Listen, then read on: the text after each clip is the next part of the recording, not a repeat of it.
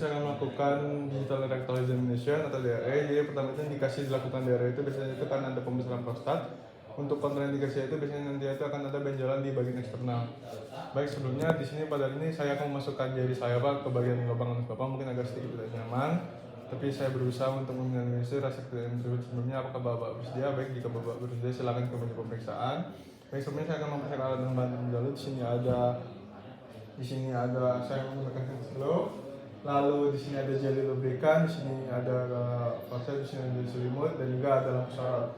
Selanjutnya di sini saya mempersilakan pasien untuk berbaring di dalam tempat tidur dan bisa dibuka untuk bagian celananya. Lalu membantu pasien untuk berada dalam posisi yang benar, itu posisi litotomi atau left lateral decubitus. Lalu selanjutnya saya akan menutup bagian yang tidak dilakukan pemeriksaan menggunakan selimut. Lalu selanjutnya di sini saya sudah menyalakan lampu sorot, dan di sini juga saya sudah melakukan cuci tangan dan menggunakan handscoon yang steril. Ini saya akan menginspeksi dari bagian lubang anusnya apakah terdapat hemoroid atau benjolan di sekitar anus. Lalu di sini saya akan memberikan jeli lalu saya akan menjari telunjuk. Lalu saya akan memasukkan jari ke dalam anus dengan gentle. Lalu saya akan mengevaluasi status sphincter ani, mengevaluasi mucosa rektal secara sirkumferensial dan amplorekti, lalu mengevaluasi prostat dari ukuran, konsistensi, nodul, kesimetrisan hingga jari tekan.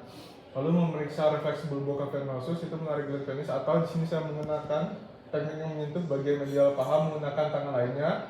Itu apabila terpaksa kateter urin dapat dilakukan menarik kateternya, lalu merasakan apakah sphincter juga atau tidak. Lalu menarik jari keluar secara gentle, perhatikan apakah terdapat darah mucosa di ujung jari telunjuk. Lalu saya akan mengusap anus dengan tisu. Lalu saya akan melepas sarung tangan dan membuang potongan yang sampah dan mencuci tangan dengan sabun antiseptik. Lalu membantu pasien turun dan memakaikan pasien pakaiannya kembali.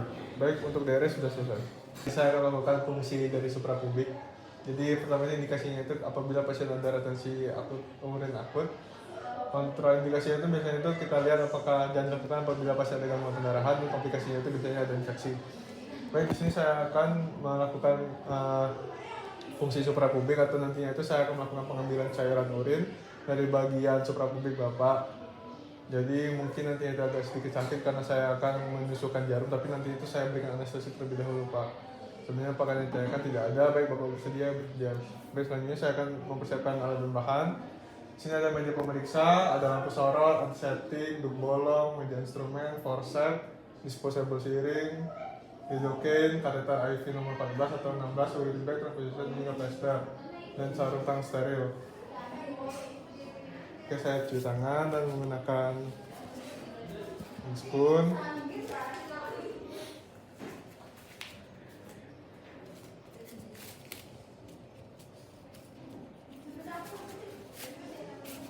Setelah itu saya akan meminta pasien untuk berbaring dengan rileks pada meja tindakan. Yang pastikan rambut kemaluan sudah dicukur. Ambil kertas steril dengan forceps. Kita pastikan daerah yang akan dilakukan tindakan secara sirkular. Lalu selanjutnya saya akan meletakkan duk bolong di daerah yang akan dilakukan tindakan. Lalu selanjutnya saya akan melakukan palpasi suprapubik dan menentukan letak titik fungsi suprapubik. Lalu di sini saya akan melakukan anestesi.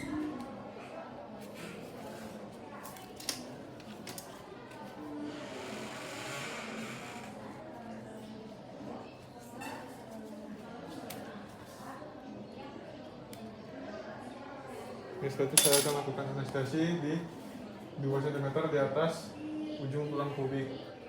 Kita infiltrasi apabila tidak dalam, kita bisa masukkan obatnya. Ya, kita tunggu sekitar 5 menit hingga efek anestesi bekerja. Lalu selanjutnya saya akan memasukkan IV kateter,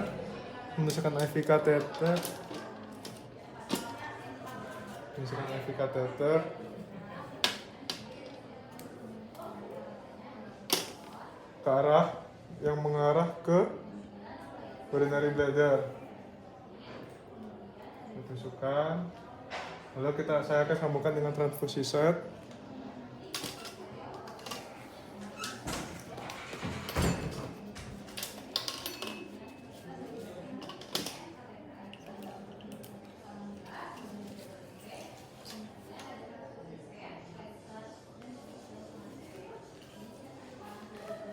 kita akan lakukan fiksasi.